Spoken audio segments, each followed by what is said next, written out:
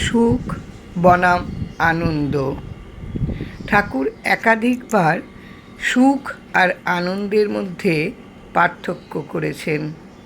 ঠাকুর বলেছেন, সুখ আসে একটা কারণ অবলম্বন করে, আর আনন্দ হলো নিরাবলম্ব, স্বপ্রতিষ্ঠ, কোনো কিছুরই অপেক্ষা রাখে না।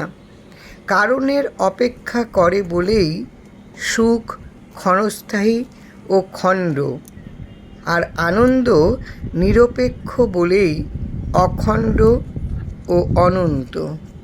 মানুষ আনন্দই চায়, কিন্তু বিষয়ের মধ্য দিয়ে তার অনুসন্ধান করে, তাই সুখই পায়, আনন্দ পায় না।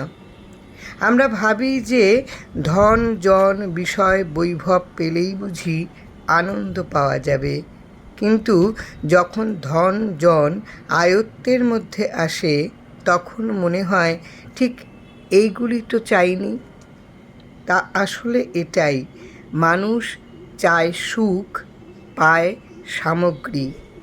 এতে আনন্দ তো দূরের কথা, বাস্তবিক পক্ষে সুখও সহজলভ্য হয় না। সবচেয়ে বড় কথা হলো, সুখের সাথে দুঃখ অঙ্গাঙ্গিভাবে জড়িয়ে আছে। একটা নিজের গাড়ি হলে সঙ্গে সঙ্গে মনে হয় যে এই গাড়ির বোধহয় নানান রকমের সংকট সময় এলো, এই গাড়িটা বোধহয় ভেঙে গেল, এই বোধহয় ড্রাইভার কিছু তেল চুরি করলো, এই বুঝি গাড়ির কোনো অংশ চুরি হলো। এই নিয়ে সব সময় চলে একটা আতঙ্ক, কোথায় সুখ উধাও হয়ে গেল।